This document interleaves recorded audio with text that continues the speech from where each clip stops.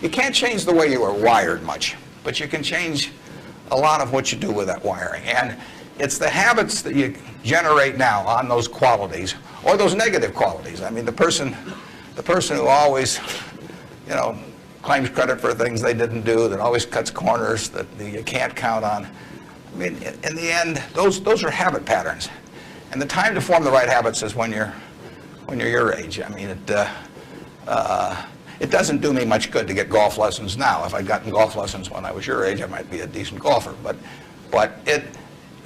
someone once said the chains of habit are too light to be felt until they're too heavy to be broken. And I see that all the time. I see people with habit patterns that are self-destructive when they're 50 or 60, and they really can't change them. They're imprisoned by that.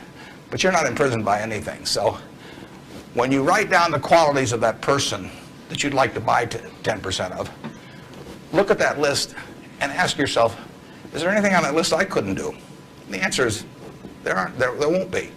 And when you look at the person you sell short and you look at those qualities that you don't like, if you see any of those in yourself, egotism, whatever it may be, selfishness, you can get rid of that. I mean, that is not ordained. And if you follow that, and Ben Franklin did this, and my old boss Ben Graham did this at early ages in their young teens.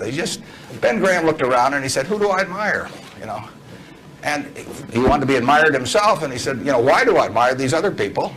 And he said, if I admire them for these reasons, maybe other people will admire me if I behave in a similar manner. And he decided what kind of a person he wanted to be. And if you follow that, at the end, you'll be the person you want to buy 10% of. I mean, that's the goal in the end.